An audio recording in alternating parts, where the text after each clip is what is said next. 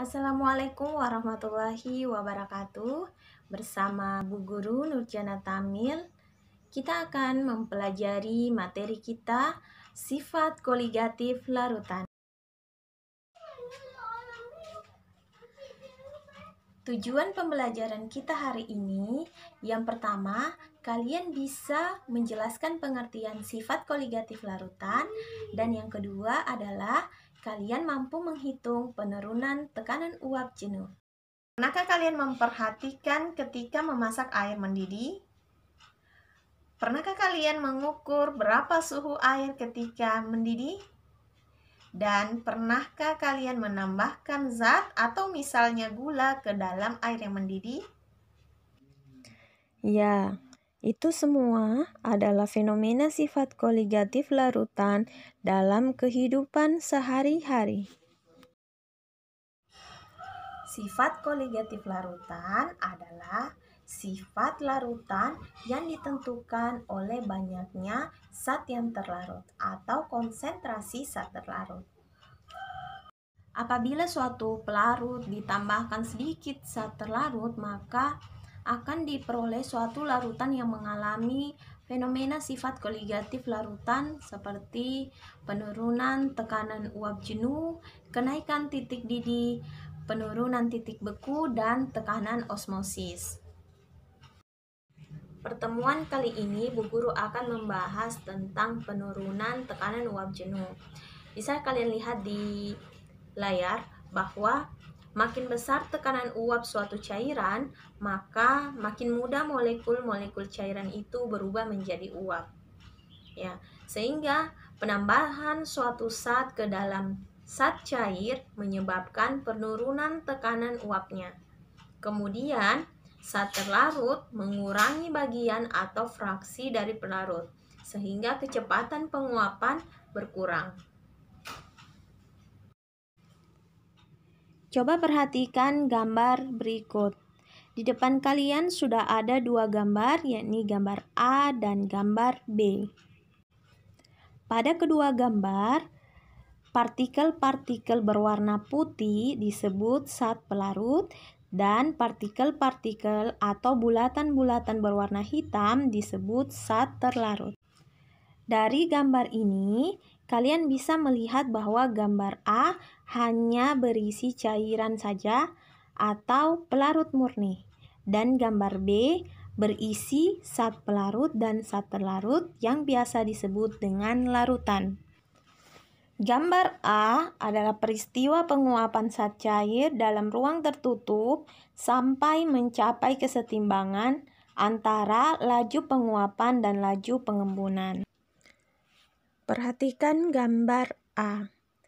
Dari gambar A, ada anak panah yang menunjuk ke atas sebagai tanda terjadi penguapan. Sedangkan anak panah yang menunjuk ke bawah menandakan terjadi proses pengembunan. Hal serupa juga terjadi pada gambar B. Kedua gambar ini, gambar A dan gambar B, menjelaskan bahwa partikel-partikel pada larutan lebih tidak teratur dibandingkan partikel-partikel pada pelarut murni. Atau partikel-partikel pada gambar B lebih tidak teratur dibandingkan partikel-partikel pada gambar A. Hal ini menyebabkan tekanan uap larutan lebih kecil daripada pelarut murni. Inilah yang dinamakan penurunan tekanan uap jenuh. Secara matematis, tekanan uap jenuh larutan dirumuskan sebagai berikut. P sama dengan P0 kali XB, di mana P adalah tekanan uap jenuh larutan, P0 adalah tekanan uap jenuh pelarut murni, dan XB adalah fraksi mol pelarut. Karena XA tambah XB sama dengan 1, maka persamaan di atas dapat diperluas menjadi P sama dengan P0 dikali dalam kurung 1 kurang XA. Atau P sama dengan P0 kurang P0 kali XA. Sehingga P0 kurang P sama dengan P0 kali XA diperoleh rumus delta P sama dengan P0 kali XA. Di mana delta P berarti penurunan tekanan uap jenuh pelarut, P0 tekanan uap pelarut murni, dan XA fraksi mol zat terlarut. Perhatikan contoh berikut. Hitunglah penurunan tekanan uap jenuh air bila 45 gram glukosa, mR glukosa 180, dilarutkan dalam 90 gram air. Diketahui tekanan uap jenuh air murni pada 20 derajat Celcius adalah 18 mm Hg. Soal tersebut dapat diselesaikan sebagai berikut. Pertama, tentukan mol glukosa, mol air, sehingga dapat diketahui berapa fraksi mol glukosa.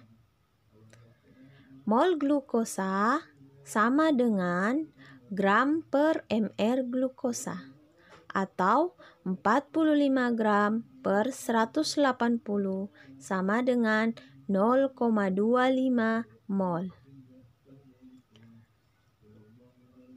Mol air sama dengan gram per mR air sama dengan 90 gram per 18 sama dengan 5 mol. Maka fraksi mol glukosa sama dengan mol glukosa dibagi dengan mol glukosa tambah mol air atau 0,25 bahagi dengan 0,25 tambah 5 sama dengan 0,048.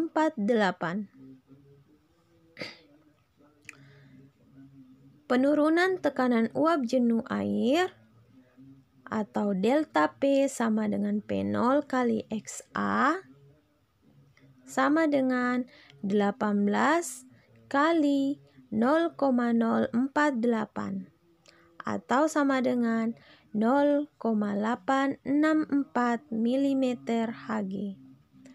Maka penurunan tekanan uap jenuh air adalah 0,864 mm Hg.